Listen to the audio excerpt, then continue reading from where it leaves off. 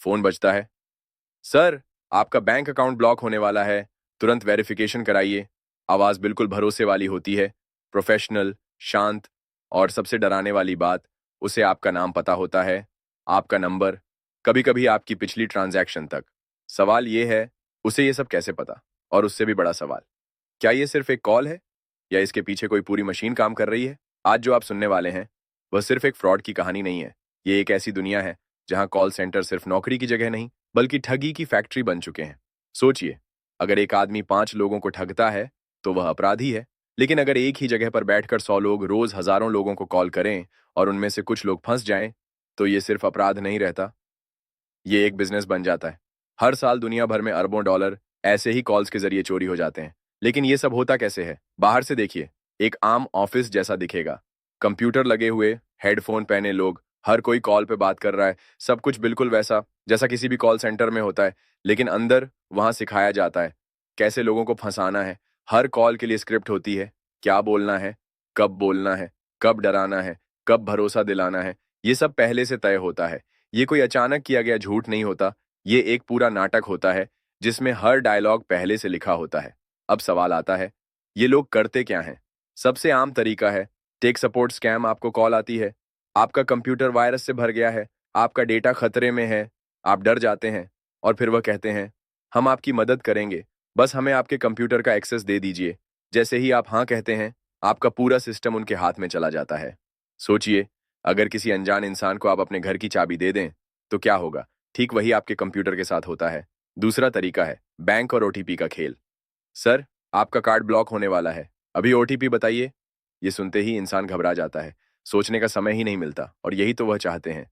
कभी आपने सोचा है बैंक आपसे ओटीपी क्यों नहीं मांगता? क्योंकि ओटीपी ही आपकी सुरक्षा है। लेकिन डर के कारण इंसान वही चीज खुद दे देता है जो उसे बचा सकती थी। फिर आता है भावनाओं का खेल, रोमांस स्कैम।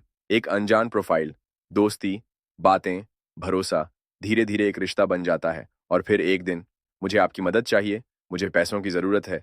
और इंसान दिल से सोचता है, दिमाग से नहीं, क्या ऑनलाइन प्यार भी अब एक जाल बन चुका है?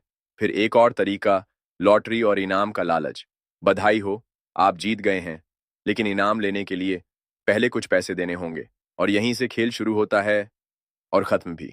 अब सबसे बड़ा सवाल, इनके पास आपका डेटा आता कहाँ से है? आपका नंबर, आपका नाम, आपकी जानकारी, ये सब उन्हें मिलता कैसे है? आज के समय में डेटा सबसे बड़ी ताकत है, और ये ताकत बिक रही है। डेटा लीक होते हैं, वेबसाइट से, ऐप्स से, कभी कभी अंदर के लोग ही जानकारी बेच देते हैं। सोचिए, आपका डेटा जो सिर्फ आपका होना चाहिए, वह पहले से ही किसी और के पास हो सकता है। ये सिर्फ टेक्नोलॉजी का खेल नहीं है, ये दिमाग का खेल है। डर, जल्दी और भरोसा, इन तीन चीजों से इंसान को कंट्रोल किया जाता है। हर फ्रॉड कॉल में आपको जल्दी करने को कहा जाता है, अभी कीजिए, नहीं तो देर हो जाएगी। क्यों? क्योंकि अगर आप रुककर सोचेंगे तो बच जाएंगे। कई लोग एक ही कॉल में अपनी जिंदगी की बचत खो देते हैं। एक बुजुर्ग दंपत्ति को कॉल आया, उन्हें बताया गया कि उनका पोता मुसीबत में है, और उन्होंने बिना सोचे पैसे भेज दिए। फ्रॉड सिर्फ पैसे नहीं चुरा रहा, ये भरोसा भी तोड़ रहा है। अब जरा दूसरी तरफ से सोचिए, जो ये कॉल कर रहा है वह क्या सोचता होगा?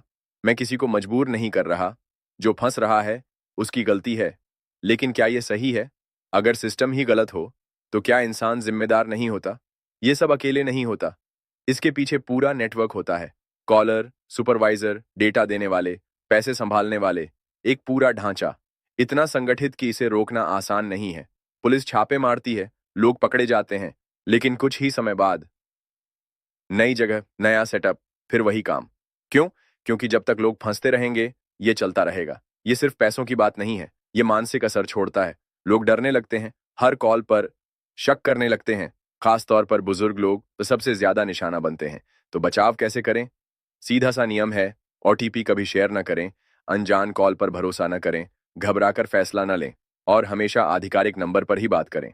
सुनने में आसान है, लेकिन असली सवाल यह है, क्या हम सच में यह सब मानते हैं, या फिर एक कॉल आते ही सब भूल जाते हैं? जरा सोचिए, अगर आपको कल ऐसी कॉल आए तो क्या आप पहचान पाएंगे, या फिर आप भी एक कहानी बन जाएंगे जिसे कोई और सुनाएगा? फ्रॉड एक कॉल से शुरू होता है, लेकिन उसका असर बहुत गहरा होता है।